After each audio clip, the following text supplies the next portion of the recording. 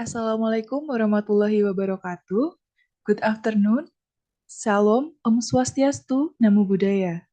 Honorable Vice Dean Faculty of Agriculture, Universitas Gadjah Mada, Profesor Subedjo S.Pi, MSc, PhD, Head of Department of Fisheries, Faculty of Agriculture, Universitas Gadjah Mada, Profesor Dr. Insinyur Alim Islam Setio, MSc, our speakers, Dr. Sairatul Dahlianis Ishak and Dr. Desy Putri Handayani S.Pi, and all participants. First, let us express our gratitude to Almighty God for allowing us together in 36 SinnTech webinar. My name is Karisma Pundi Rukmana, and I will be your Master of Ceremonies today's webinar with the theme Fish Feed Innovation, Variation of Fish Feed from Nutritional Resources. The first agenda is opening remarks will be delivered by Vice Dean Faculty of Agriculture, Universitas Gadjah Mada, Profesor Subedjo S.P. MSc, PhD. To Professor Subedjo, the time is yours. Okay, thank you. Could you hear my voice clear enough? Okay. Oh yeah. Okay. Thank you, Master of Ceremony. Firstly, on behalf of the Faculty of Agriculture, we highly appreciate to Department of Fisheries, Universitas Gadjah Mada for continuously and with high consistency for arranging the webinar. I think already 36th. This is very frequent and many times I invited to open this webinar and we highly appreciate for this arrangement. And then I think this webinar is very important, especially for exchanging the knowledge and then experience and also policy arrangement in the field of fisheries and marine developments, not only at national level but also global level. And special appreciation, special thanks should be delivered to Dr. Sairatul Ishak, and then also Dr. Desy Putri Handayani as a speaker for this event. And we do hope that this event will give new information, new understanding, and also new knowledge in the field of fisheries and marine development, especially in the global perspective. Have a nice seminar, have a nice webinar. Hopefully will fruitful for us and very important event for us. Thank you very much. Thank you, Professor Subedjo, for your welcoming remarks. Next, we will sing the national anthem, Indonesia Raya, will be guided by the operator. The operator, please process. Thank you. We now move to the main session. The first session will be moderated by our moderator. I would like to invite Dr. Nurlailatul Firotul Nikmah to lead the session.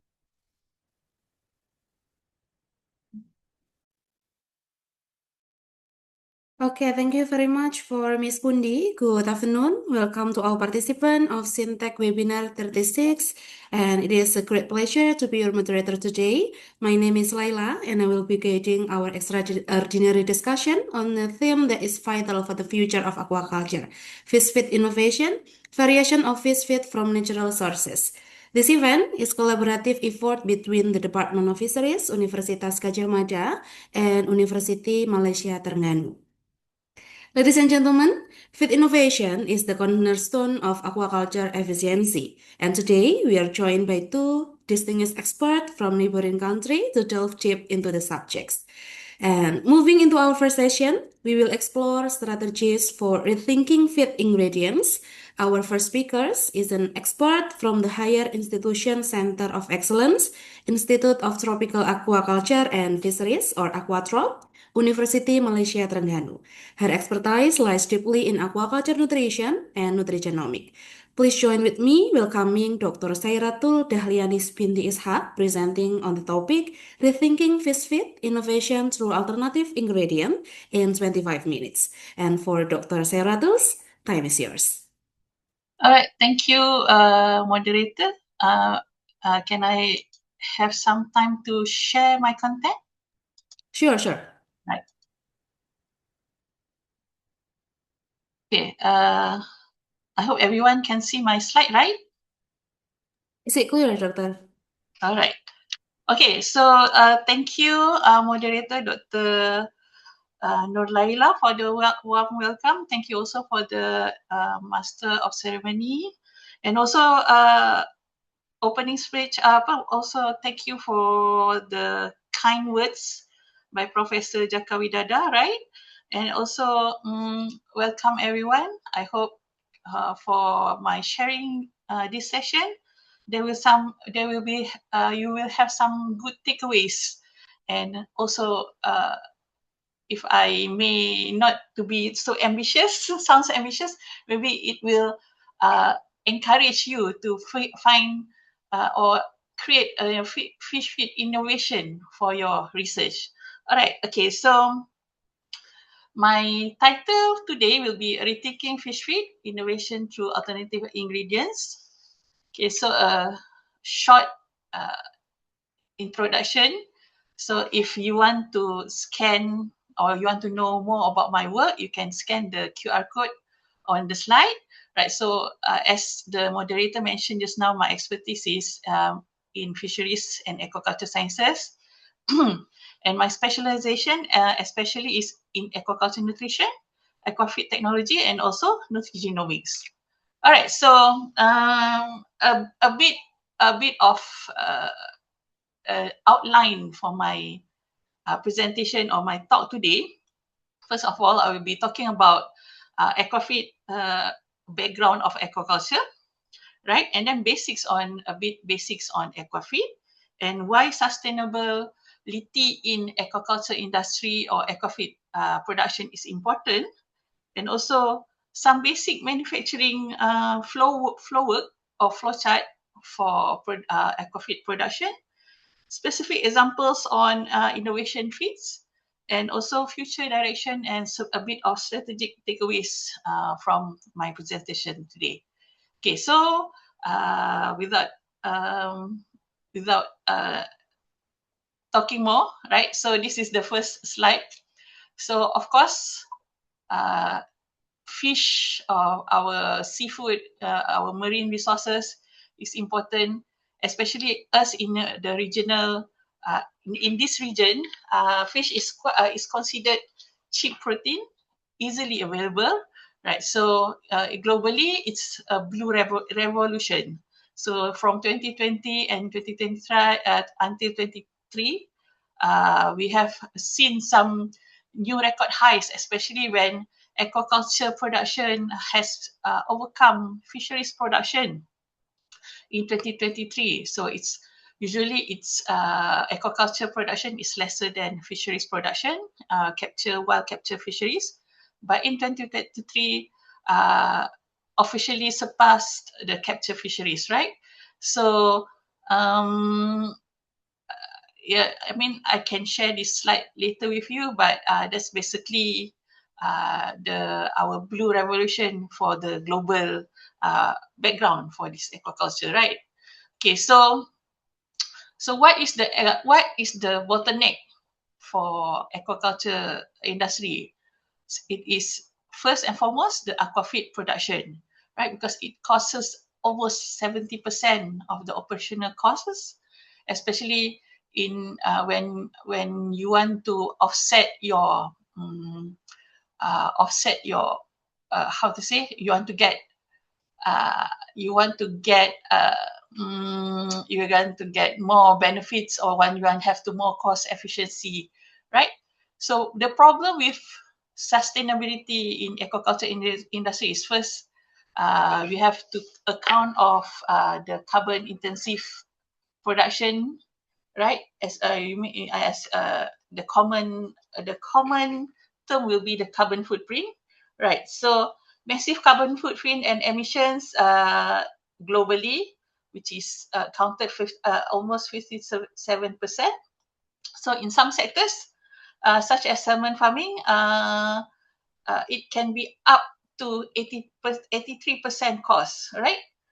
of the total carbon footprint, and because ingredients are sourced from all over the world, the associated feed miles, means your import, your export, contribute heavily to greenhouse gas emissions.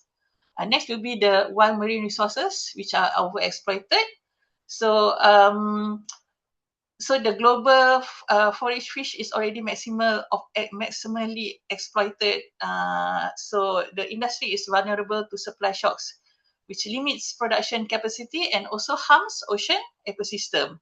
So next, it will be the deficit of essential nutrients. So the rapidly growing aquaculture sector has surpassed the limits of sustainable capture fisheries. So meaning that the demand for crucial nutrients like EPA and DHA, which is the omega-3 fatty acids, is now significantly outpacing sustainable global supplies, which if we want to consider, there's another one, the inorganic phosphate, which is another limited resource frequently mined for aquafeed, which is also must be conserved. Right. So the next final point will be the ecological trade-offs based on plant-based replacements.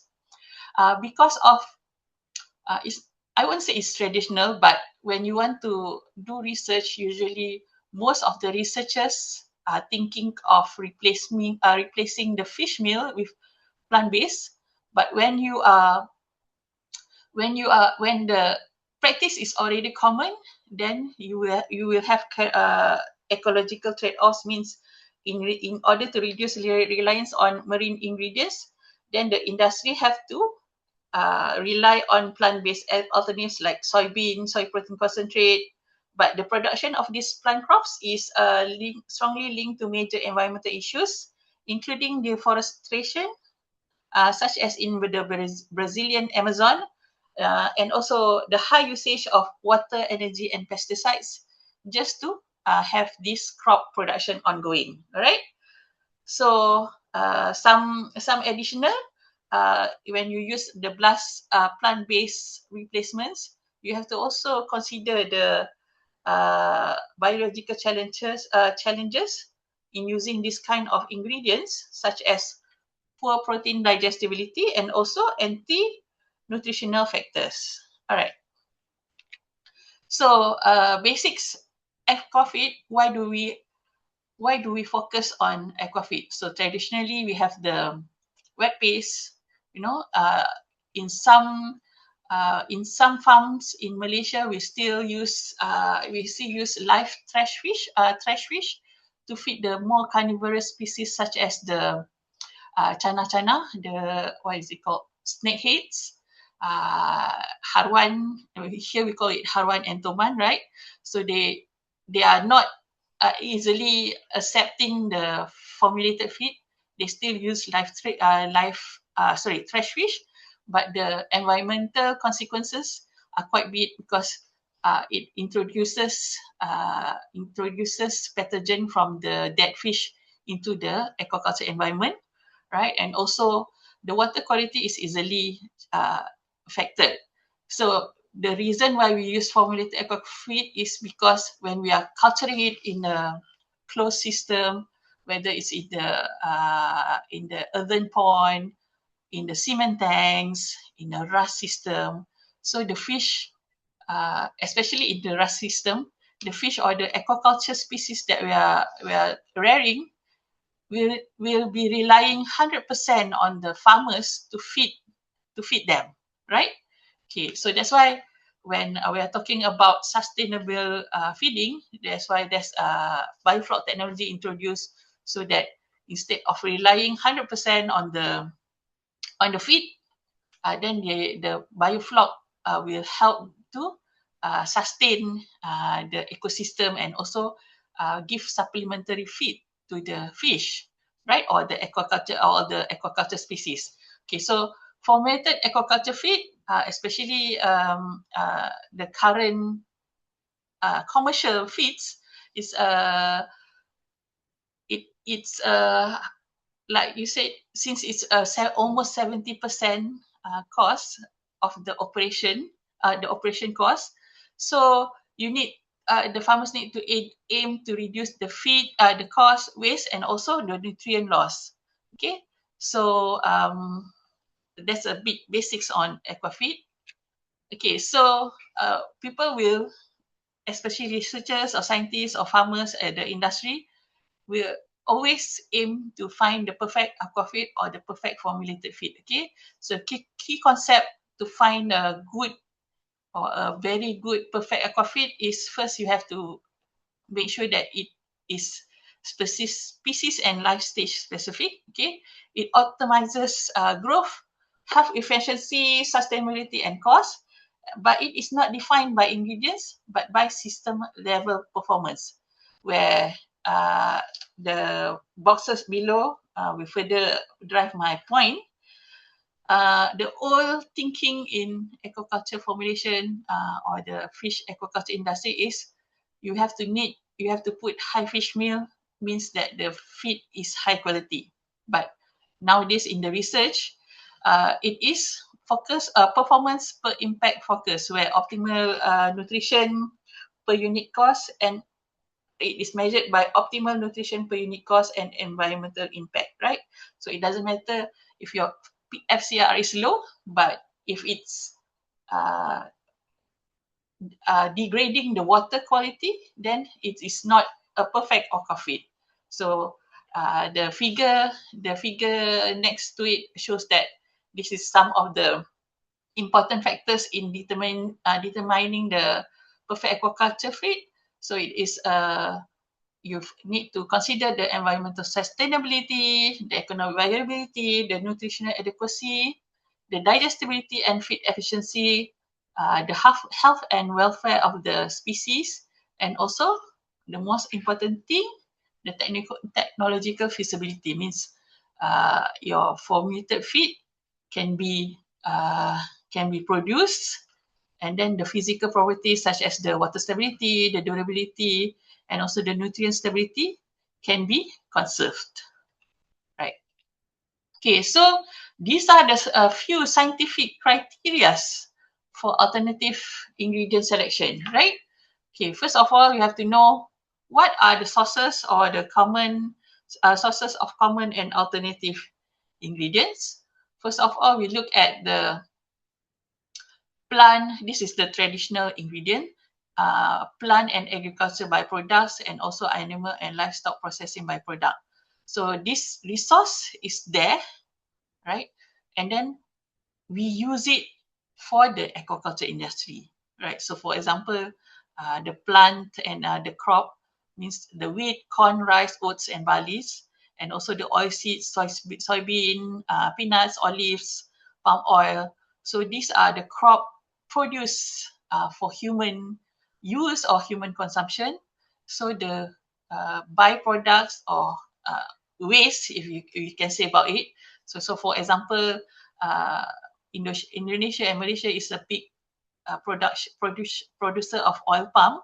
So when you produce, then you have the palm oil fatty acid distillate that can use to be included in the fish feed or the ruminant feed, and also the meals in soybean meal. If like in soybean production, the soybean meal, it can be used as a fish meal replacement because of the high protein content. Okay, and also animal and livestock processing byproducts. You know, as you get it from the trash fish, from the fish, wild fish capture fisheries, right? And also you consider other high valued protein sources such as the squid meal and krill meal. So usually, if you want to use this kind of resources such as like squid meal, right? Yes, it is high in protein, but the cost is quite high. So you want to exchange alternative. You want to use, for example, squid meal to replace fish meal, but the squid meal, although high in protein, for example, like 60, almost 60-70% squid meal, right? And then a fish meal 40-50%. So it can be used lesser amount than the fish meal. However, the cost of you processing the squid meal, which is although it is not it is not uncommon, but the processing plant is quite limited throughout the whole I mean in globally. So it's easier people to choose still using fish meal instead of squid meal, right? And also you have the byproducts such as the slaughterhouse waste, you know, the poultry offal meals, the internal organs from the fish for the ruminants. So you got the blood meal, feathers. So all these resources or all these ingredients have been used in fish meal replacement. If you look back throughout the aquaculture industry research and development. Okay, so we go to the what we consider as alternative ingredients now, or what you call always like popular, or you know, like what is currently trending in R&D, in global R&D aquaculture. Okay, so first of all, currently we're looking at insect meals such as black soldier flies, right? And then we have polychaetes. So if I'm not mistaken, if here in Malaysia, we usually resource polychaetes from Thailand, which they already have established the polychaete production, and then they can able to produce it as a meal for feed. However, we are in Malaysia, we still haven't get that technology yet. So that's why some of although polychaete is a good source of protein, we still cannot use it in our aquaculture industry because of the cost, right? And it's not established. The technology of culturing polychaete is not established yet here. Okay, and also looking at a much more cheaper plant resources like the aquatic plants right now, the isola, duckweed, ufia, right? And also single cell proteins. Microalgae is a good is what people are looking into now because of its functional properties. They have bioactive compounds and also have metabolites that is good for supplement for immune for health management, right? And also yeast biofuel distillery waste, right? So this is especially in countries that already established the biofuel plants, right? So they will be using the waste from the plants as a fish meal replacement, protein replacement in the fish feed. Okay, so the scientific criteria, like I have talked just now is first you have to see the nutritional adequacy, means you have to make sure the alternative ingredient that you select can have the intended nutritional compound that you want. So for example, you want high protein, so you have to make sure the alternative ingredient have good at par with the fish meal that is a common traditional protein, right? And then you have to make sure it fulfills their dietary requirements. Okay, the next one, you have to make sure that it has good digestibility coefficients.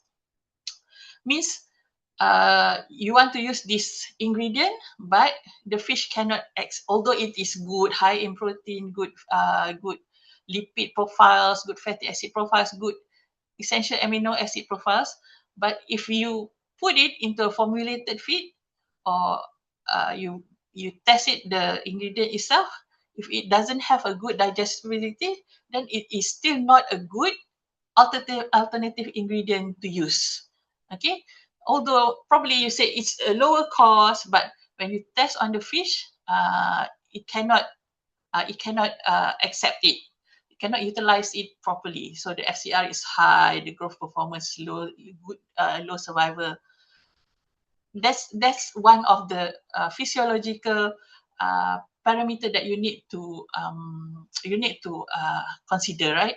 Okay, and then the next one is the anti-nutritional load, especially this one is for byproducts, right?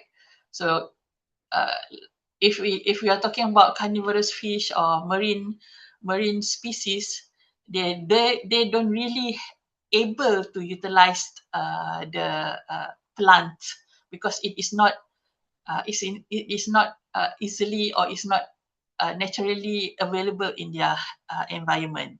Okay, so that's why some of the earlier research, they found that soybean meal has saponin inside. Then you have to process the saponin first, then you can only put it inside the fermented fish meal. Then it can be utilized by the aquaculture species. All right, and then the next criteria, the processing compatibility. I think this is one of the parameter that is many researchers overlook. So you have to first consider what species that you are targeted. For example, okay, you want to feed freshwater species tilapia, for example, right?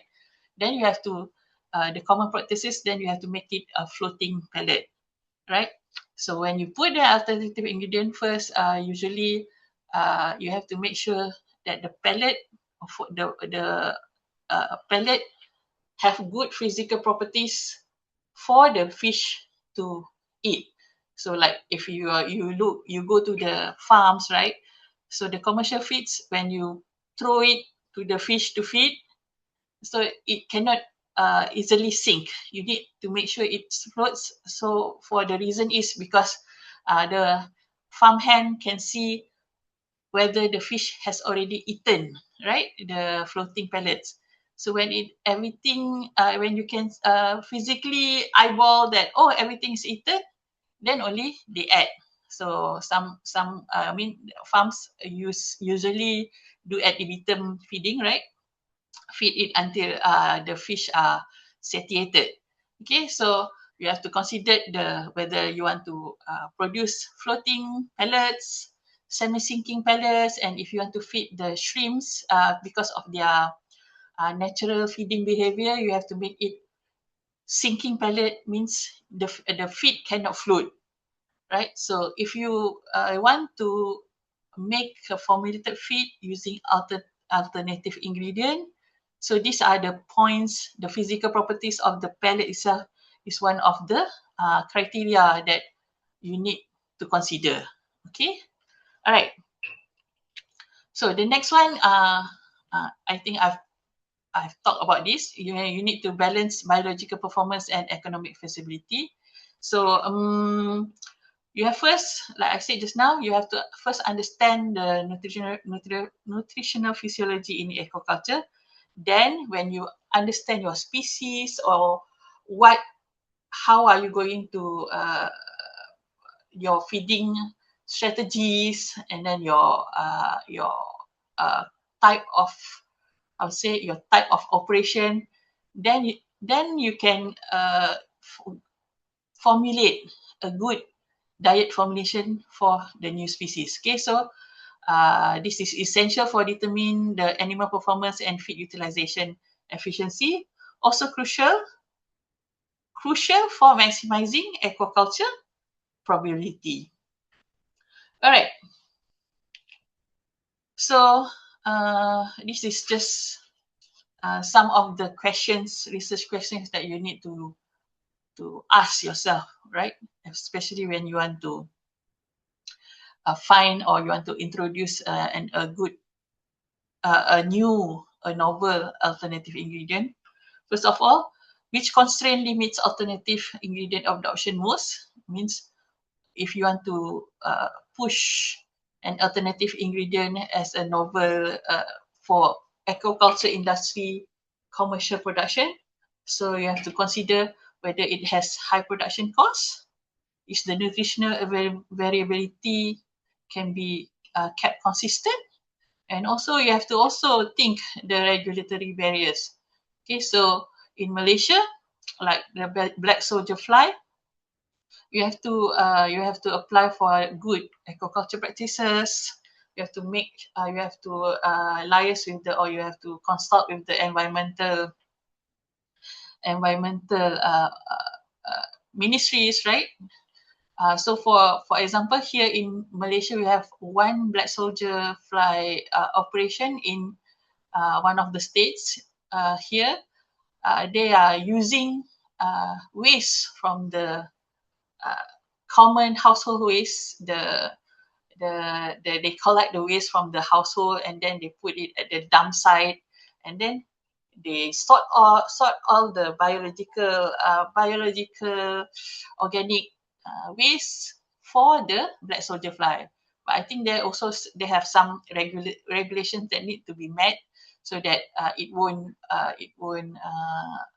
impact the site, the nearby human what you call it, human homes. Okay, all right. Okay, so a bit on when I said about production just now, a bit basic workflow on the manufacture scale, on how are you going to push the alternative, or how you're going to produce the alternative ingredients.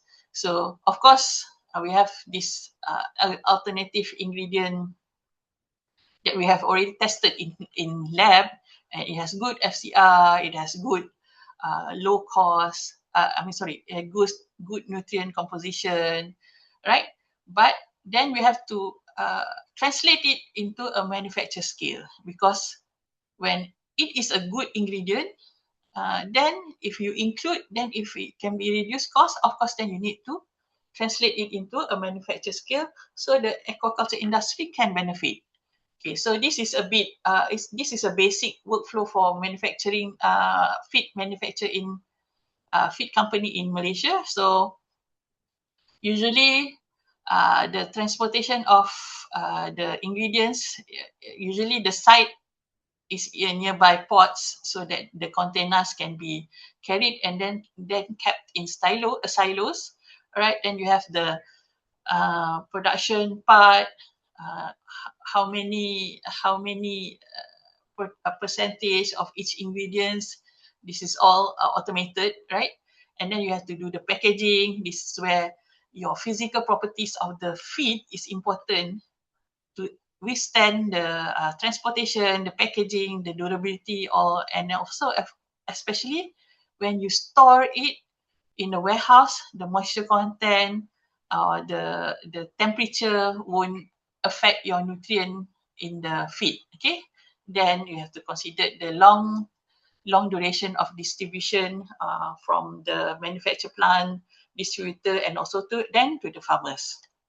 Okay, so this is what I'm saying about the feed processing and technology constraints. Okay, so the shift from traditional marine ingredients to alternative plant, microbial, insect introduce significant exclusion challenges due to varying physical chemical properties like viscosity, shear sensitivity, and also fat content.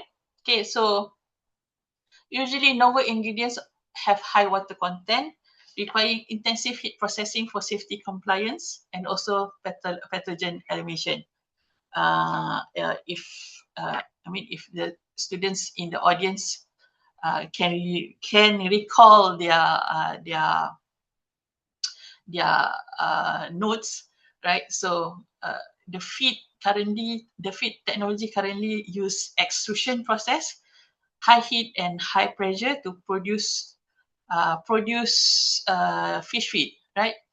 So the high temperature processing is always more than 100 degrees Celsius, which negatively impacts protein quality. But we still have to use it, this kind of technology, just to eliminate the pathogen or the anti-nutritional factors. Okay, so this induces amino acid cross-linking and racemalization, which is changing the L form to less bioavailable D form. And also this severely reduces protein digestibility and amino acid bioavailability compared to mild low temperature processing. But natural variations in all raw material moisture content, such as soybean meal at 20.7% versus meat and bone meal at 5% disrupt energy consumption and extrude motor load. Okay, and final nutrition consistency of the pellet if not precisely accurately monitored. So the next one is, like I said just now, the physical properties of the feed. Okay, we have to consider water stability, durability, and also leaching. So the water stability, the demand for water stability, which fits for slow and intermittent feeders, like I mentioned just now, the shrimp. So need high water stability because when you produce sinking pellet for the shrimp, right? So they are going to take a long time to eat or to finish the feed.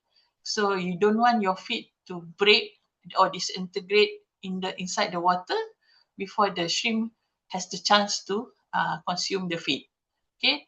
Then you have the standard pelleting issues, which standard techniques often only sear the surface, which then makes the surface of the feed pellet easily brittle, and then it will be lowering the binding of the feed. Okay, so next is the consequences of poor stability. So like I said, if it breaks in the water, there will have some nutrient leaching and water contamination. Okay, and then we have to look into advanced extrusion solution. So there are some mechanics machines that they are using in the plants, but mostly the advanced twin screw extrusion is a good technology. Okay, it can easily produce good floating pellets. All right, then next, you have to use additives to improve processing and nutrient utilization. So such as natural binders. If it's like previously, I have done some testing or some research on using local binders, local starches for binding. But I think like commonly in plants or in the factories, they're using CMC, PMC, and then corn starches, right? So in terms of political or in terms of the current environment, why does the formulated feed has such a high cost is these ingredients are delayed or are delayed to arrive here in Malaysia. So when the delay happens, then your feed or the factory cannot produce the intended volume of feed, then the farmers will get into problem because they don't have enough to feed their farm, right? So one of my studies is to look if we can use a regional, natural, easily available on our region, such as the sago starch, right? Or we can look into the taro or yam starch. They are easily available, but like I mentioned in the first few slides, you have to think about the trade-off. Then if we want to use taro starch as a local binder, it will reduce the import costs, probably reduce our dependence on imported ingredients. However, there will be some ecological trade-offs. We have to make some crop land, have some land for crop production. Okay, all right. So also we need add moisture management additives. Okay, so the current technology uses liquid additives like glycerol esters and surfactants to reduce water tension, and then this enhances starch gelatinization, especially prevents mold for longer shelf life, and also significantly reduces extruder energy consumption. Okay, and then the next, lysophospholipids as nutrient utilization enhancers. It's a powerful biological emulsifiers. So important to ensure that your feed doesn't, the lipid in the feed doesn't go rancid. Okay. All right, so these are the important takeaways from such a long words just now. Okay, first you have to check the heat-induced nutritional degradation. Okay, and then you have to make sure that the moisture chemistry dictates the plant integrity, the pellet integrity, and the last is the emulsifiers, bridge manufacturing, and also physiology. Okay, so main takeaway here, better processing, stable pellets, high digestibility, efficient of absorption. Then you can have better growth, less waste, and then lower costs. All right. So innovation through alternative ingredients, right? So these are some of the examples that are already produced currently is already available, commercially available. Okay, so innovation in alternative aquafeed ingredients is moving far beyond simple protein substitution. Okay, you just don't look only on protein only. It actively leveraging advanced biotech and circular economy models to create highly functional and sustainable nutrients. This is what I kept compounding, that the alternative ingredients must be sustainable. So we don't want it to be like the wild capture fisheries. So the perfect ingredient would be something that easily available, always there, easily produced, and doesn't impact the environment. Okay, right. So these are some of the specific examples of the feed ingredient, alternative ingredient. First of all is the single cell proteins extracted from methane. Okay, so uniprotein R converts methane gas into highly quality protein using methanotrophic bacteria. Okay, this is a advanced biotechnology. Okay, so this gas to protein technology avoids using agricultural land and water, acts as a functional ingredient which speeds up immune response development in vaccinated Atlantic salmon. Okay, the next one is microprotein from wood pulping byproducts. Microprotein is fungus. Okay, so per kilo aqua is a microprotein derived from upcycling Nordic wood pulping side streams. Trials in freshwater salmon demonstrated that this microprotein already improved FCR and nutrient utilization efficiency. Okay, so the next one is the omega-3s cultivated from whiskey co-products. The product is MyAlgae. It recycles nutrient-rich Scotch whiskey distillation co-products to grow microalgae. So this it yields nature algae and eco-friendly omega-3 source, which is able to replace fish oil while maintaining salmon fillet sensory properties and pigmentation. The next one is the energy efficient insect puree. This is not a product per se, but it's a technology. Instead of you dry the black soldier fly BSF larvae into a dry meal, manufacturers can drastically cut energy input by using wet puree, blanched and ground fresh larvae. Blanch means they process it to be sterile, if I'm not mistaken. It provides essential amino acids, microelements, and advanced antimicrobial peptides for crustacean diets. So think of, instead of you get the powder form, then you just cut the workflow into using the wet form. All right. So the next one is the corn fermented protein. So this is from the ethanol biorefinery. Okay, this is due to span yeast Saccharomyces.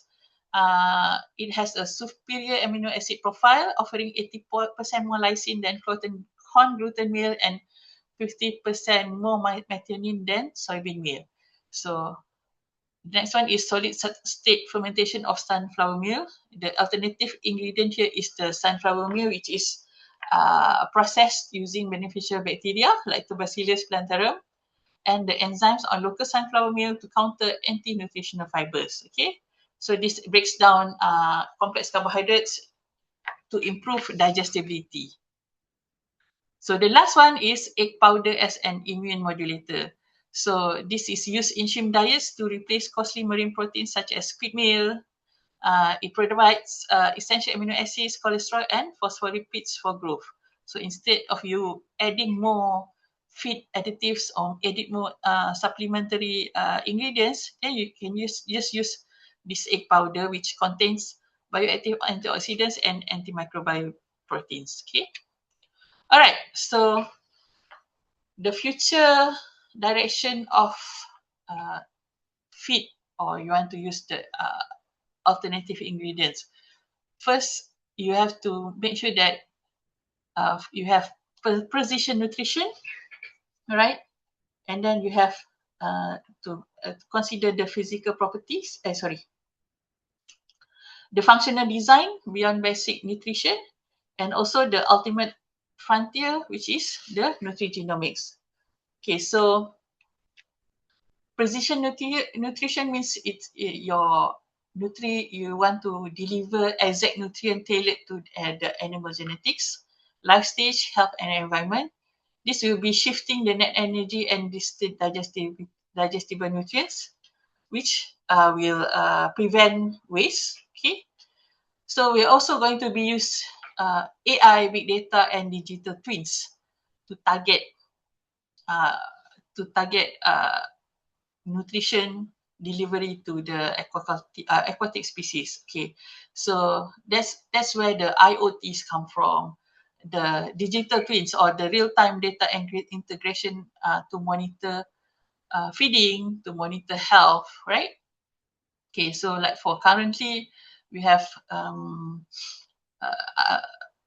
technology or AI software, AI integration to monitor feeding. So if it's too much, they reduce the volume. If the fish is not enough fat yet, they will increase the feeding like that.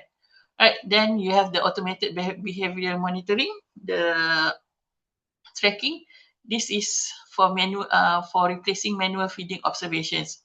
Like I mentioned just now, the traditional way of feeding using by farm hands, you throw, you check whether the floating pellets finished, then you throw again. But by AI learning, right, then you can use automated feeding, which will be more accurate and costs less if it's optimized properly. All right. Then the next one is the functional design.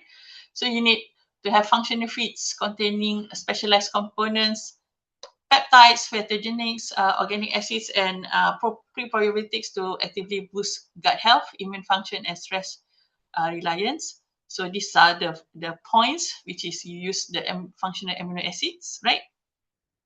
And then you have to counter reduced feeding, engineered palatability and absorption to counter reduced feeding response from novel proteins. Okay, so using marine peptide concentrates. Okay, so this is where I said just now the focus on R&D, especially now in marine microalgae, is to have to extract or to utilize the bioactive compounds and the metabolites from the marine microalgae. Okay, so then you have the microbiome delivery systems.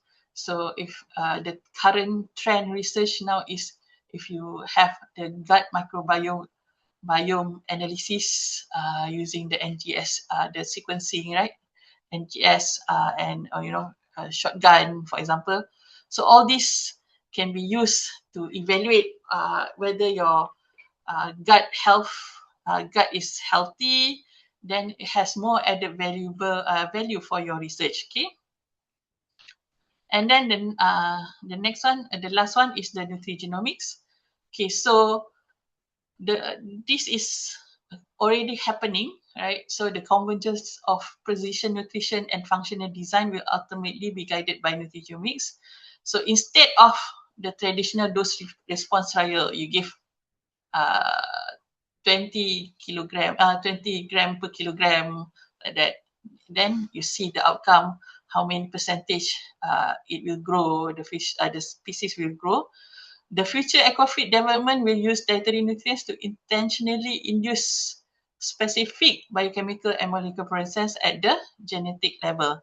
Means you will be looking at molecular pathways, your fatty acid production, your pathways in molecular pathways, biological pathways in producing, in using methionine, how does the omega-6 and omega-3 fatty acids utilized in the fish or in the species at genetic level. So this advancement will likely be paired with selective breeding, okay, to allowing farm managers to match genetically prime aquatic species with highly customized functional feeds to achieve sustainable production yields. Okay, so this is more like arrangement lah, breeding, selective breeding. So when you know you can already produce, I won't use manipulate, but if you can produce brood stock with good genes, then you're going to breed the brood stock to have produce the similar genetic pool or genetic traits from the brood stock. So then if you have a stable gene or stable population of this, then your production will be more sustainable, right? Okay. So this is just infographic from the what I've been talking just now.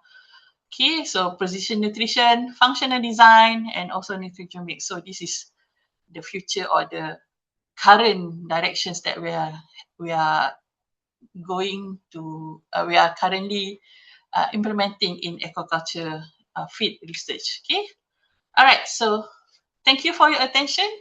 So I'll pass it back to the moderator. Thank you very much. Thank you very much, Dr. Sairatul, for the insightful presentation on alternative ingredients. And for the audience who have a question, please feel free to write them in the chat box, and we will have a Q&A session after the second speakers has finished their presentation. And if you would like to discuss or ask your question directly, you may use the raise hand features after the second session concludes. And for the ladies and gentlemen, we will now take a closer look at the biochemical and biotechnology aspect of it, especially concerning nutrition shift and alternative proteins. And our second speakers is a lecturer and also the researchers from Department of Fisheries, Universitas Gadjah Mada, and she is highly active in researching the utilization of waste, such as a process of chicken feeder meals, as a sustainable fish feed ingredient for the future. And let's us welcome Dr. Desy Putri Handayani with her topic Nutritional Shift in Aquaculture, Analyzing the Journey Towards Alternative Proteins in 25 minutes. For Dr. Desy, time is yours. Thank you very much, Dr. Laila, for giving me time now. Good afternoon, all. Assalamualaikum warahmatullahi wabarakatuh. I'm Desy Putri Handayani from Fisheries Department, Universitas Gadjah Mada, and it's an honor for me to see you all, and we can join the SinnTech 36, and hopefully we can you can enjoy our next discussion about the fish feed. So can I share my screen now? Sure.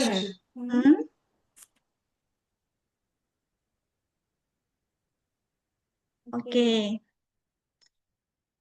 Actually, Dr. Sairatul has talked more about the fish feed, and I would like to continue about the more specific with the protein alternative for the fish feed.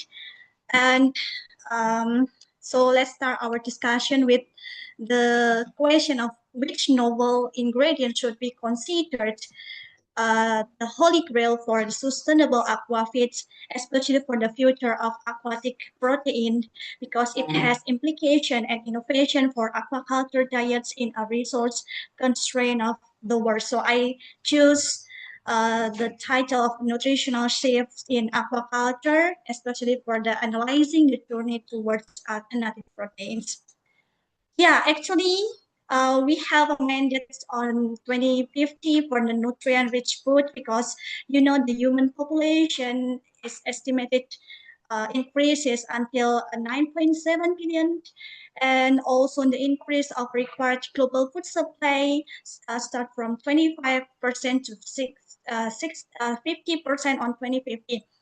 And the aquaculture actually demonstrates a 5.8% annual growth rate, second only to poultry. And as mentioned before by Dr. Sairatul, terrestrial livestock faces severe limits regarding land, water, and biodiversity. And for us, fisheries provides the most viable path to feed a rising global middle class toward animal-derived diet. So this is the primary engine for future protein security.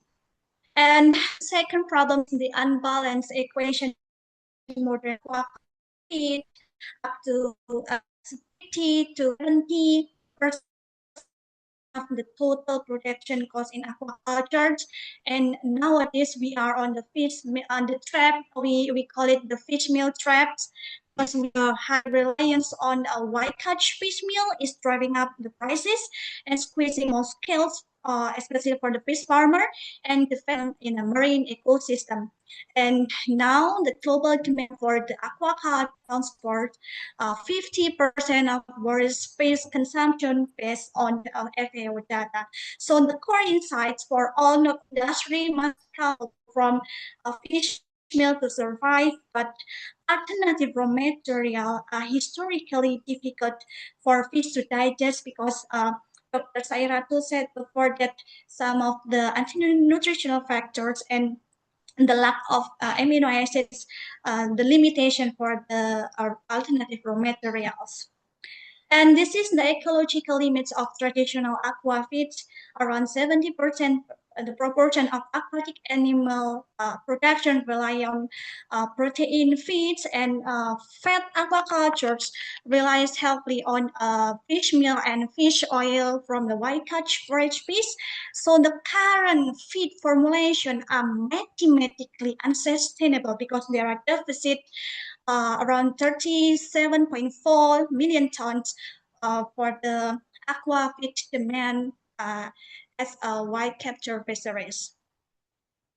And this is the next question: why traditional alternative fall short?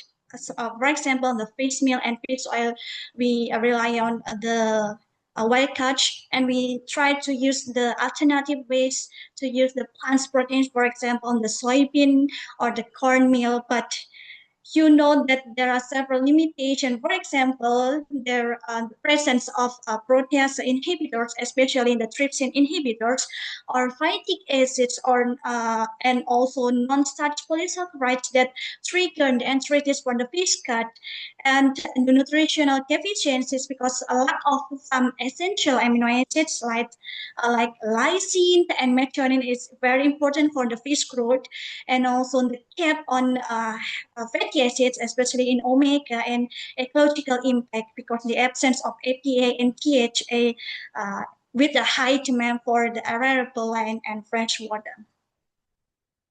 So, yeah, some of the alternative we can take. The first one is plant-based protein. Yeah, in the ingredients like the soybean, lupin, pea proteins, or moringa, or another plants, concentrates offer unparalleled viability and lower costs.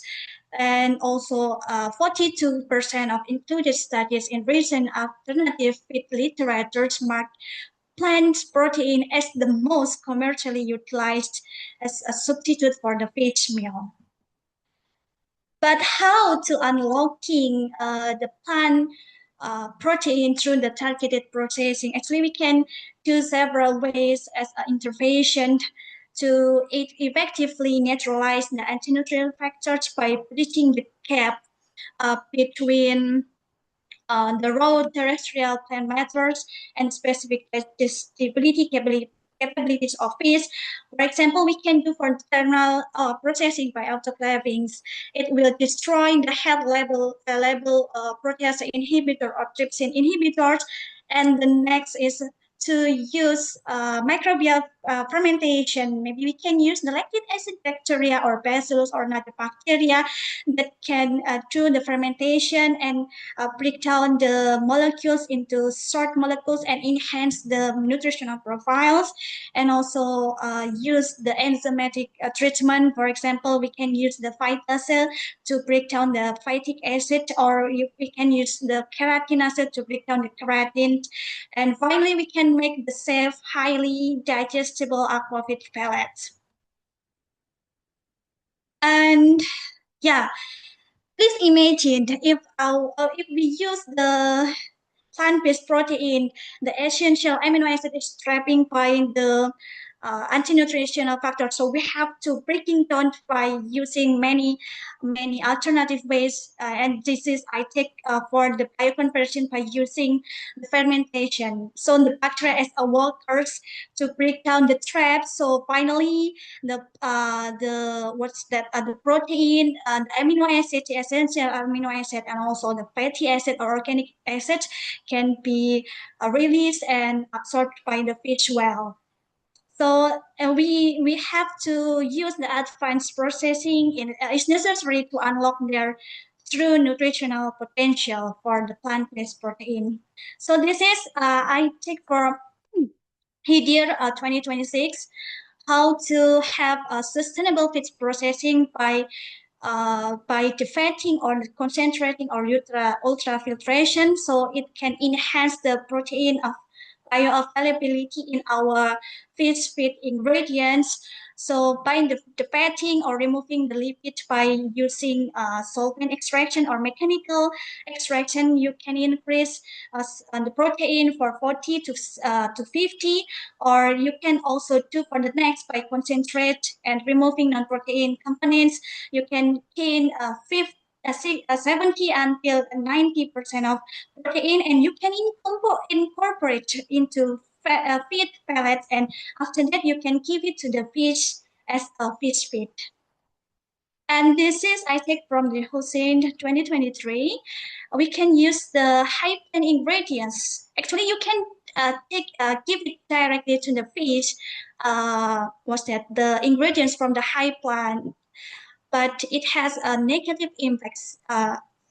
Many negative impacts. So the first one is because of the imbalance of the amino acids, and also imbalance of fatty acids, and it also contains of anti-nutrient factors, and also lower the feed intake and feed utilization, and then reduce the immune system of the fish, and make some entries in the gastrointestinal of the fish. And finally, your product will have a fillet color very bad, and it has a bad texture. So you can actually combined with the functional feed additive, for example, probiotics, or you can add with immunostimulant. So Fisheries department produce the probiotic and immunostimulant, and we extract from the seaweed, brown seaweed, and combined with feed to enhance the growth and also the immune system in the fish. So finally, our product of the fish had a good quality. And this is how microbial fermentation as the ultimate bioconverter. As an input, there is a low cost, and we have a lot of sources. It's sustainable but nutritionally locked ingredients. For example, the animal byproducts, we have a chicken feather, and then plant fibers, and we can use the microbes to convert complex protein, complex carbohydrates, or energy macromolecules. And finally, we can get the highly bioavailable compounds enriched with enzymes, probiotic, and also short fatty acids. So the fermentation actually elevates the feed efficiency, neutralizing the anti-nutrients and promoting rapid nutrient absorption. So actually, the fermentation also as an engineering sustainable global food system. With the transition of the microbial fermented ingredient, it's not just a nutritional alternative; it is a critical evolution for the survival of the circular bioeconomy, because it has several impact for the economy and also for the conservation and for our health, for human health or public health. Because if we use the fermented feeds, it's also reducing optional is up to 20%, and also the resource loop by transforming discarded agricultural and industrial waste into a high value of protein, and also reduce the reliance on synthetic antibiotic and chemicals, ensuring sovereign product for human consumption. And this is we have three factors that is very important if we do fermentation for our fish feed ingredient. The first one is substrate and a fuel. We can use the soybean meal or feather powder or shrimp shell powder as a substrate of the fermentation, and we can take some the wort or microorganism to do the fermentation, because they can produce some enzymes and also lactic acid. For example, we can use the lactobacillus, lactococcus, or bacillus or yeast Saccharomyces to dictate the specific enzyme and metabolic output. And also environmental conditions, we have to adjust the temperatures and also how long the incubation of in the time of incubation, and also the pH, the moisture, and for the aerobic fermentation, we also think about the diet of oxygen fluctuation. So finally, the macromolecule convert to the small molecule. For example, complex carbohydrates and rigid disulfide bonds are aggressively hydrolyzed into highly bioavailable short-chain peptides and free amino acids.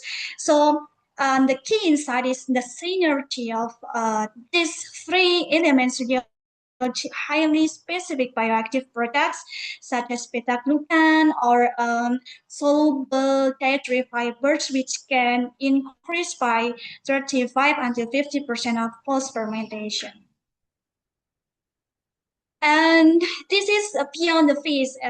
We would like to see how ecological water quality management impacted by the fermented feed. Actually, in the standard feed, it is a problem, as Dr. Sairatul said before, that because of natural behavior of shrimp and crabs, they eat slowly. So the conventional feeds will disintegrate quickly, and some of the nutrients will leach and causing a massive nutrient spikes in the water. So by using fermented feeds for the aquaculture system, we can maintain the water stability and then reducing the COD levels, and also reduce the outdoor and waste because of the lactobacillus or lactic acid bacteria and yeast break down the metamorphic substance in the fish intestines. So there are many advantages by using the fermented ingredients. So this is the holistic of aquaculture ecosystem.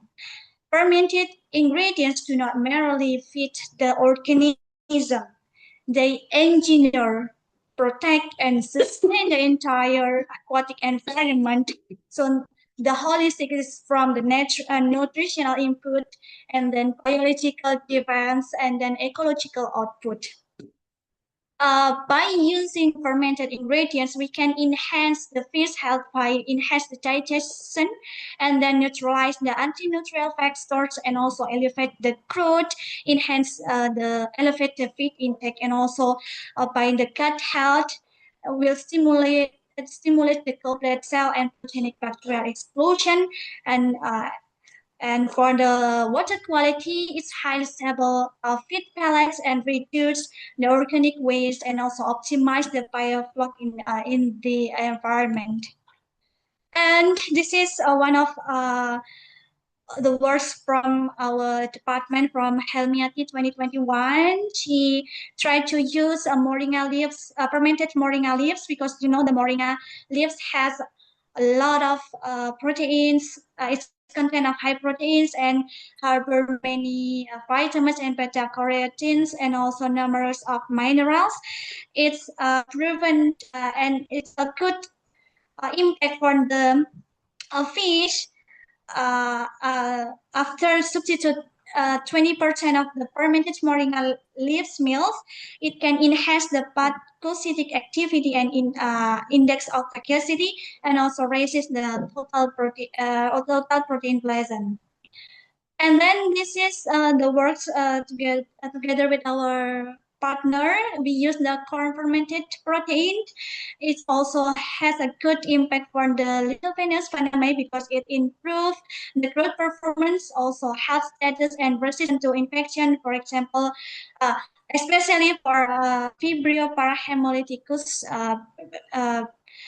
some of the bacteria of HICoE.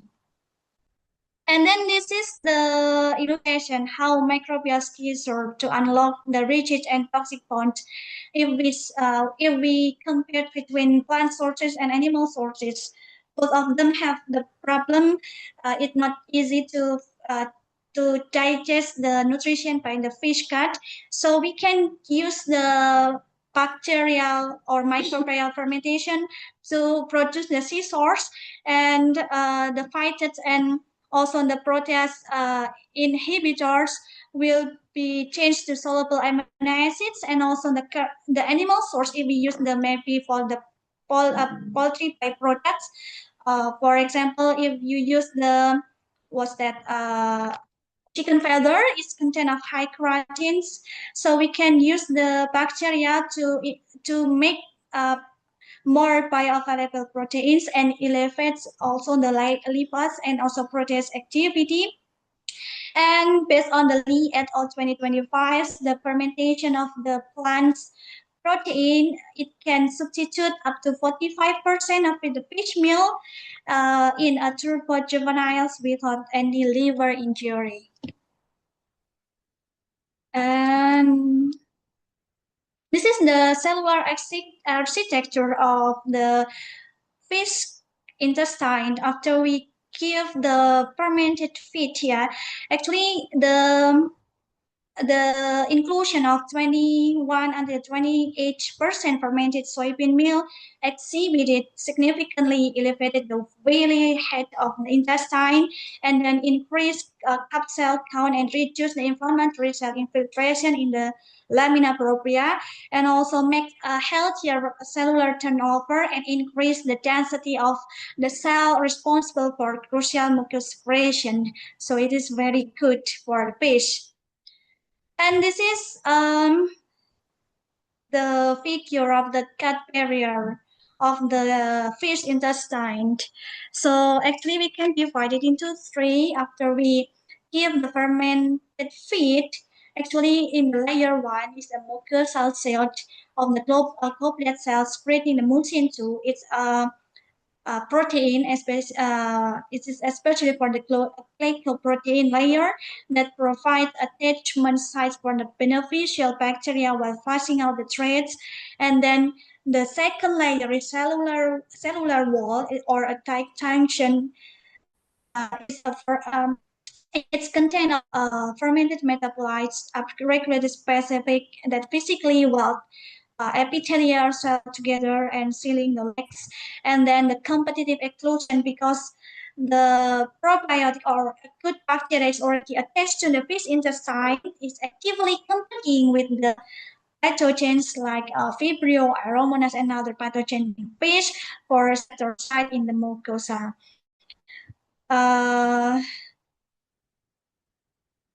So another source, we can use a single cell protein from the fungi and bacteria. For example, we can use the Saccharomyces or Methanobacterium methylococcus because it's content of high level protein up to 85%, and the digest is quite good, but the palatability is lower because it's just 30%.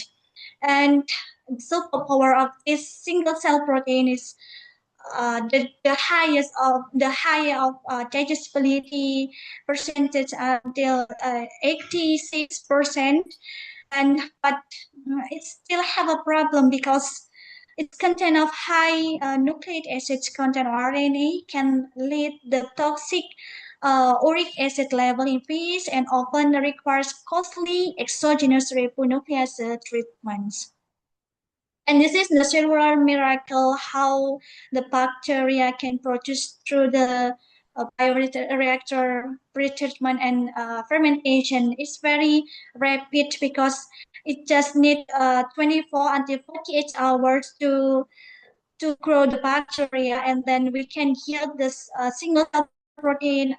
It has a high protein level up to 65%, and when we substitute 50% of the fish meal with the methanotropic from the methylococcus single cell protein in the rainbow trout, reduce the parenthesis mortality up to 34.1%. So this is the circular miracle of single cell, but the cost is very high or expensive.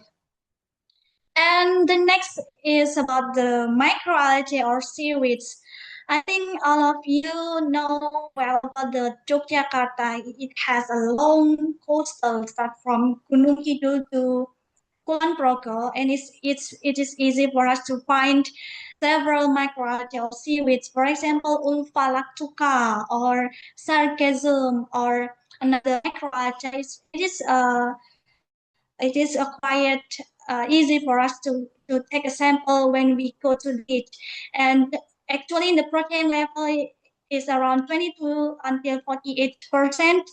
And so not only contains of the protein, but in some seaweed also can produce the bioactive compounds to enhance the immune system in the fish and also immune system of the shrimp and also hypoxia tolerance.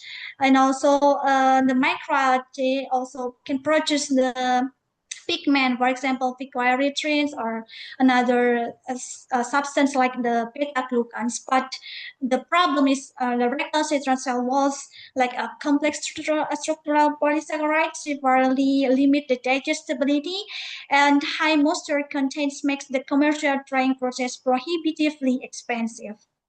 And this is some of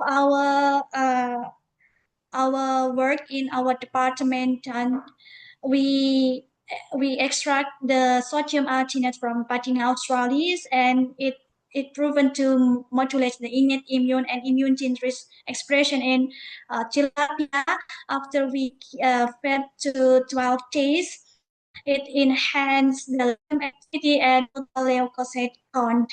And another study is about administration of Paulerpa racemosa in a white shrimp leg. A white leg shrimp, it has a good it has a good effect for the health of the shrimp, and also the oral administration of alginate, it can enhance the innate immunity by upregulating immune-related gene expression and also improve the resistance against WSSP infection. And we also use the extract of the sargassum cruciferum folium at a level of 600 milligram per kg of feed. It also influences the feed, can reduce the FCR and enhance the protein efficiency ratio. So our lab, our department also extract green algae Ulva lactuca as Ulva meal and give it to the tilapia. It has a good impact for the fish growth and also fish immunity. And nowadays we try to make more advanced by using the nanotechnology together with Professor Alim, we make the nano alginate, and then we also extract the alginate or fucatan as enhancer from the fish vaccine. And then another source is microalgae or omega factories, for example, Schizotridium, Nanochloropsis, and then Chlorella or Spirulina. We can use as aquafeed because it has a protein level up to 70%, and it's harbor of lipid profile, especially for EPA and THA. But we have a problem if we want to use the microalgae as a second choice for fish feed, because its content of indigestible cellular structures require expensive mechanical disruption, and we need the photobioreactor scaling remains economically challenging. And if we compare between microalgae and macroalgae, it's also a win-win solution, yeah, because it contains of the high protein and excellent lipid. But if we compare with the human consumption and with the price of microalgae is around $30 per kg, so it's related to nutraceutical for the human, not for the aquafeed. But for the microalgae, it has a positive for the output volume is more than 30 million tons per year, but the contra is high dietary fibers up to 76% severely limits digestibility for carnivorous fish without advanced protein concentration processing. And this is another alternative we can use. This is the krill tunicates or polychaetes, as Dr. Sairatul said before. But yeah, many problems should be done from exoskeleton and then indigestible cellulose tonic, and because of the lack of technology. And this is the insect meal we can use. I think it is the more popular alternative ingredients, and our community in Indonesia is familiar with this. In Indonesia, we call it makot, makot or black soldier larvae. It contains of protein, and also the digestibility is around 70%. But we have to process first chitin in exoskeleton compound, because in a high amount of chitin can be act as an anti-nutritional factor, because in the fish that there is no chitinase naturally, so we have to add the chitin from outer. And actually, chitin can be used as an immunostimulant as a calibrated doses, because it have an effect to against a gram-negative bacteria, and also increase the lactic acid bacteria and cyclobacters, and also enhance the host's innate immune and antioxidant status in a calibrated doses, not in a high doses. And then the ways, we can choose two ways. The first one is direct feed to the fish, but it has high protein risk because it's content of pathogen, and then high moisture, and then anti-nutritional elements. So it's limited strictly to the low trophic species like carper. And the second one, we do the bioconversion and biotransport by using microbes. So finally, we can get the high protein feed and suitable for the carnivores. And this is the processed animal proteins, or PAPS. By using the protein meals intake, we can get the protein up to 65%. And actually, it's those effective of proteins is highly available and economically, and pairs exceptionally well with insect meals to replace the fish meal entirely. But the bottleneck is deficient in critical amino acids like lysine, methionine. Harsh rendering temperatures and pressures can severely get the protein digestibility. And this is the upcycling fisheries and terrestrial byproducts. We can eat the meat from the fish as a human consumption, but and it belongs to inedible processing waste. It's just true way as a waste, but we can use and we can make more valuable, become a premium aqua feeds by doing the fermentation and enzymatic treatment, break down the rigid structures like the disulfide bonds in polykeratins, transforming the low value processing waste into a protein and also lipid-rich feed component without tapping the white stocks of the fish in the marine. So this is one of our works in our department. We believe that chicken feather as a future for aquafit sources.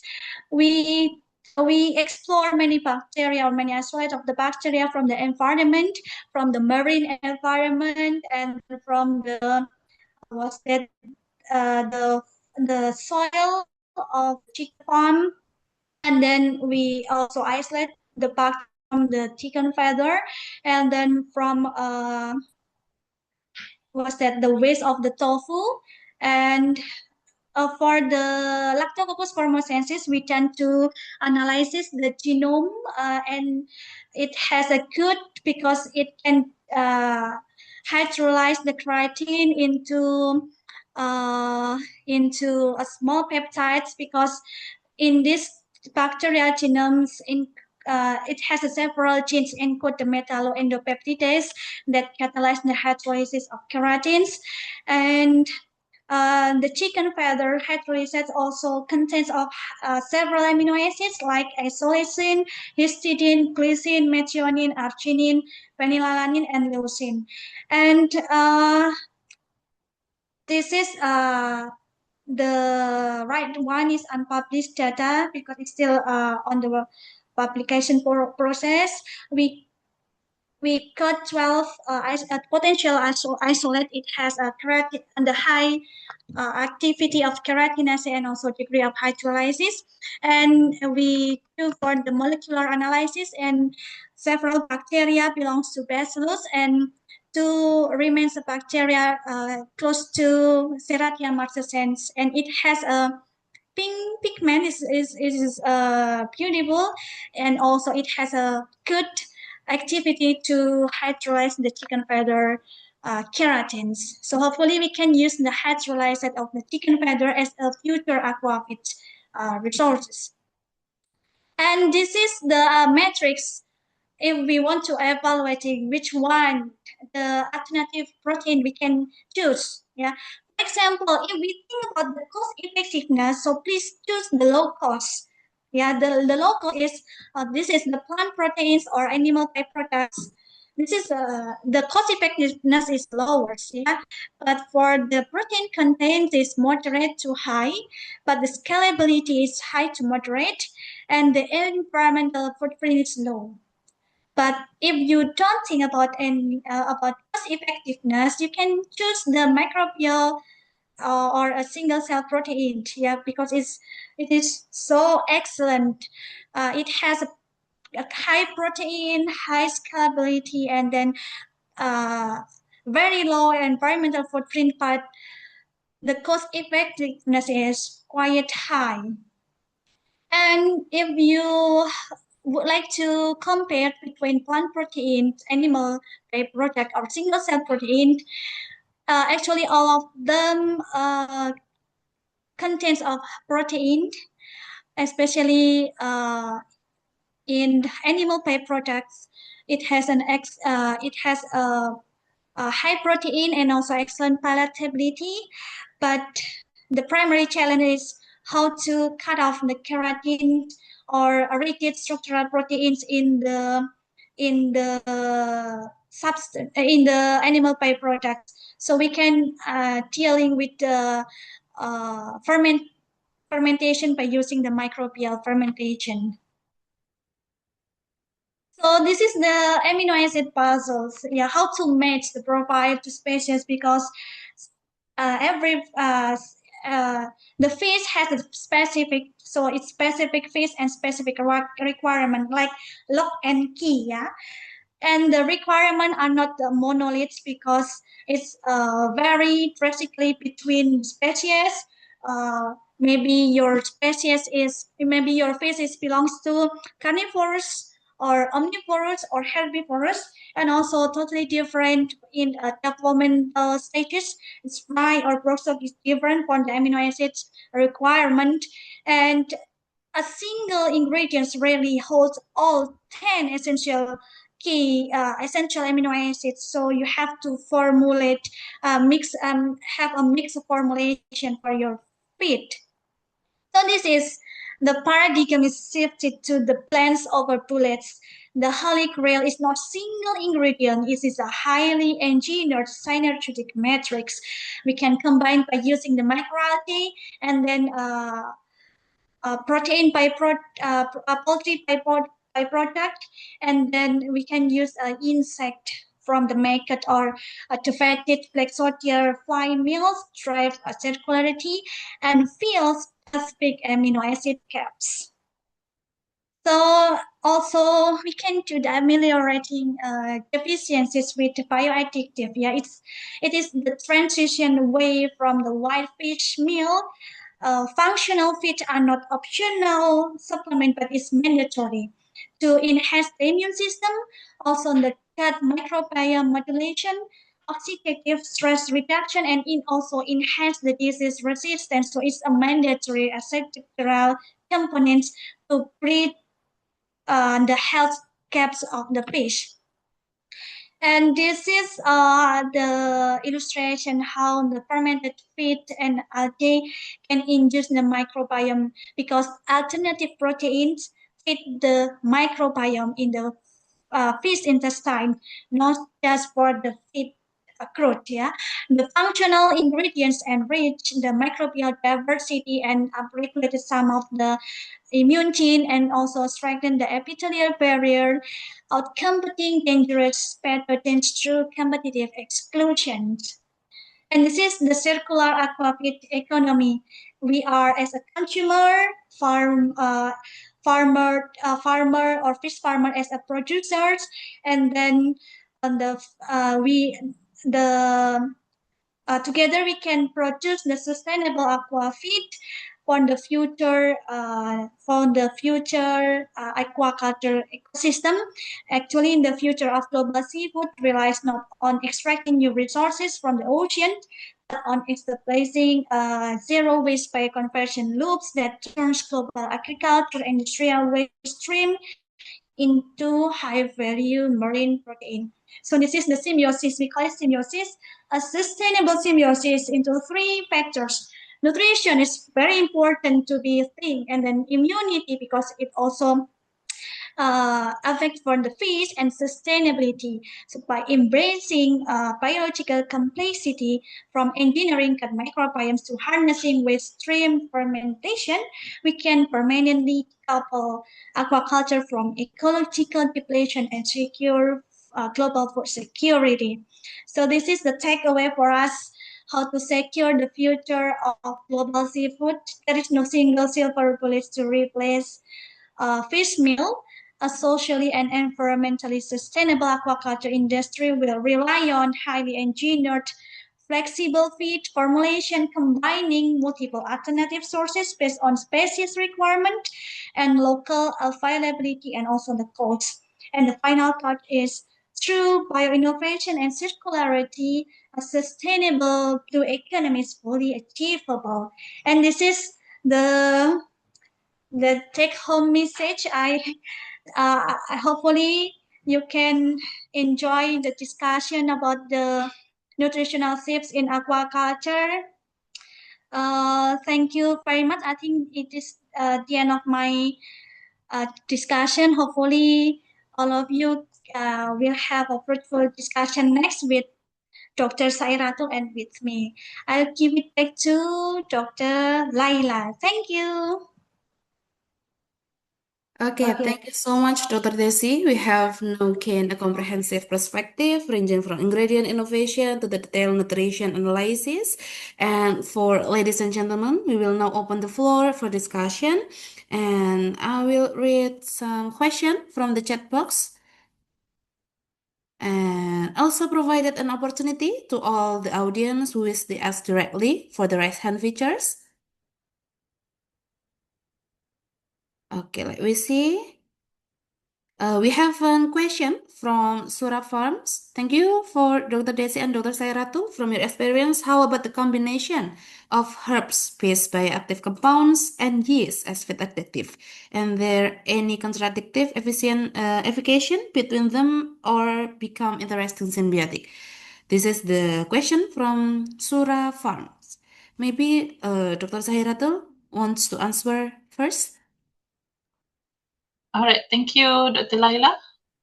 Okay, so It is about combination herbs based by active compound and yeast to feed addictive. okay, thank you for the question, How about the Surafam, perspective yeah? from Dr. Sairatul? All right. In my opinion, right?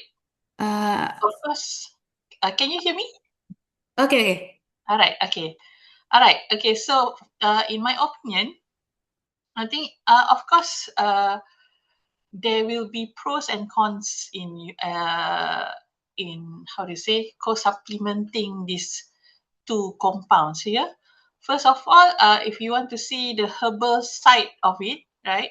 If the herbs itself, we're talking about probably like moringa, right? Ginger, all the quite common herbs that they are already using in the aquaculture. So I think most of it is for preventive, and also some of it is used to increase or boost immunity, right? But as for yeast, usually yeast is for gut health. You use like short chain fatty acids, short chain fatty acids, and also short carbohydrate for gut health, right? So of course, when you combine both of it, then you have the best from both components. I think, but however, probably we have to think about the dosage. You have to have a consistent quality of both herbs and also from the yeast. So you don't want to get yeast with different short chain fatty acids quality if you want to produce or you want to include it in a big manufacturing, right? As a commercial pellet. So you have to make sure the quality of each ingredients are always consistent so that you can have the same outcome whenever you are using both. When you are co-supplementing using both components. So that will be my answer. Thank you. Okay, thank you so much for Dr. Sairatul. Maybe Dr. Desy have some opinion about the herb-based reactive compound and yeast. Okay, thank you very much for the question. Yeah, actually, the herbs we can easy to find. For example, the ginger, turmeric, and then petal leaves. It is one of the substance to give more immune system in the fish, like Dr. Sairatul said before, like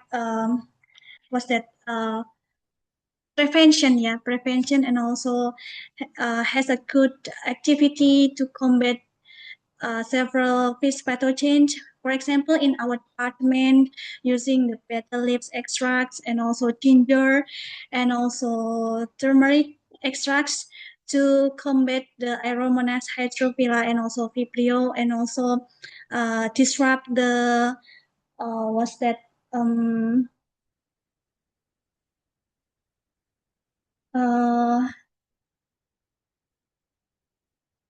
disrupt some pathogens.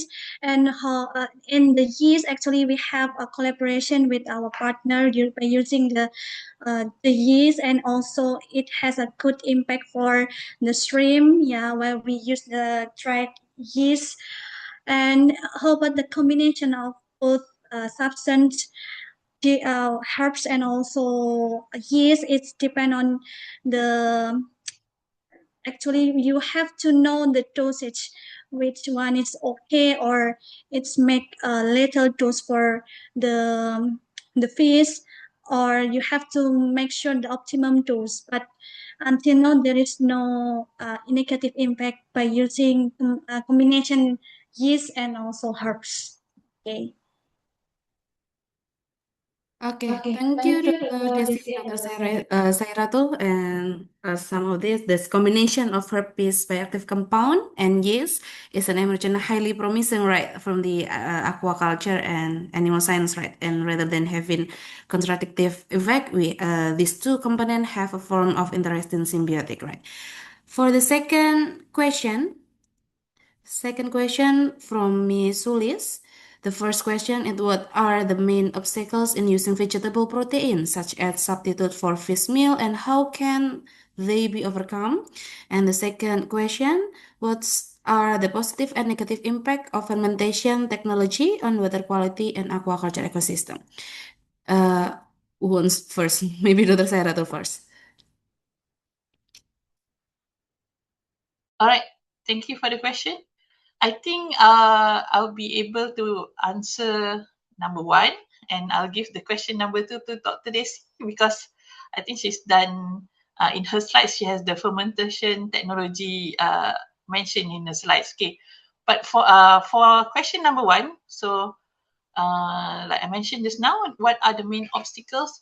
First of all, especially for marine and carnivorous species, because when you want to replace the fish meal with plant or vegetable proteins, you have to aware that these are not usual food in their environment. So you are forcing a species that haven't had eaten soybean meal or soybean meal, corn meal. They haven't eaten it naturally. So the obstacles will be, you have to check the digestibility, whether the fish or the species can accept it. And then you have to check let me see, of course, the gut health. Usually, that's why the most of the reports are saying that marine and carnivorous animal cannot directly have the direct inclusion of these meals inside their diet. That's why you have to process first. You have to, like, for example, saponin in the soybean meal, right? So it's an anti-nutritional compound. So you have to process it so that it will become less, so that it won't affect the health of the species, right? So in terms of why we really, why are we driving this use of plant meal in the fish feed? Why we are still asking the fish to eat plants, even though it's natural for them?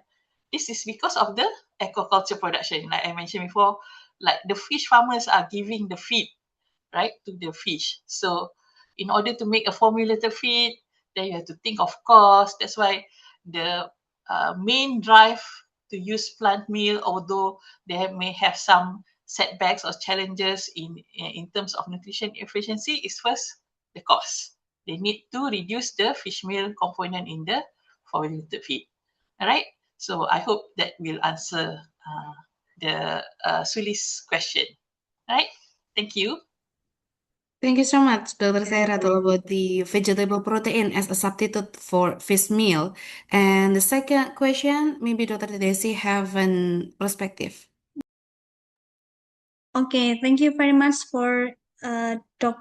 Sulis, for give a good question. Yeah, what are positive and negative impacts the fermentation technologies on the water quality in aquaculture ecosystem?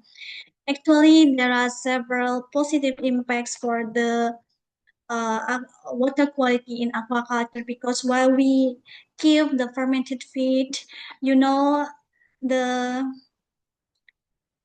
growth, it also can be used as an enhancer of the growth of the fish, and also improve the digestibility of the feed when we give it to the fish, and then make a stable for the microbiome and microbiota in the fish gut, and also reduce the the negative impact for the water quality, like ammonia, because fish secretes the ammonia and it's very toxic for the fish. So by using the fermented foods, the fish will use effectively the nutrition and energy for their growth, and also maintains the immune system. So for the negative impact, until now there is a negative impact while we are using the fermented food, fermented feed for the fish. So if the negative impact is because of the cost, maybe we have to spend more cost to do the fermentation first, but there is no direct impact negatively for the water treatment or water quality in fish pond, or and also in the shrimp pond. I hope this answer can, and this is can be answer for your question, Sulis. Yeah, thank you. Okay, thank you so much, Dr. Desy and Dr. Sairatul.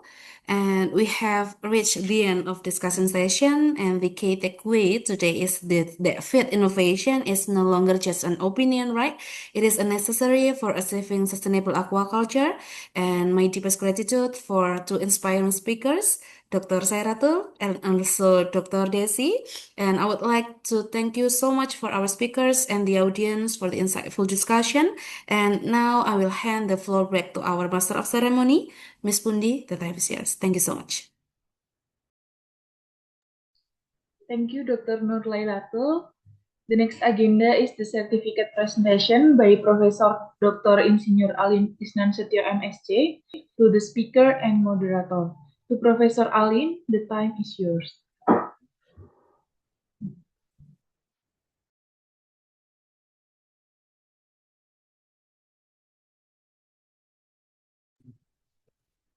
Thank you very much, Dr. Sairatul Ishak, and also Dr. Desy, for your inspiring, very great presentation. And it is very, very important to spread out and also to share your knowledge and also your experience. That is very great. And I would like to thank you and also to appreciate by deliver the certificate to Dr. Sairatul Ishak and also Dr. Desy. Please receive this certificate, and we also, especially for Dr. Sairatul Ishak, we also invite you to abide the strong collaboration between your university and our university. Actually, many research can be do together to improve the aquaculture, either in Indonesia and also in Malaysia.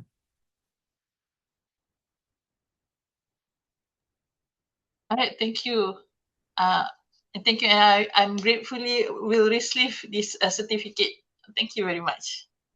Of course, I welcome anyone who would like to collaborate or to share some experience with us. Please reach out. I already shared my details with the secretariat. So I hope we will have moving forward. We have fruitful collaboration in the future. Thank you. Thank you. Yeah. Okay, please visit our university. Of course, please, please invite me. Yeah. Yeah. Last week we also accept the visit of UMT and also University Sabah. Yeah. Yeah. UPM also, right? Prof. Yeah, Murni UPM. Yeah, and yeah. Prof. Hui, yeah. Yeah. Okay, thank you. And Thank you thank very you, the much. moderator, Dr. Laila, for your guidance for this webinar. Thank you very much. Please receive the certificate.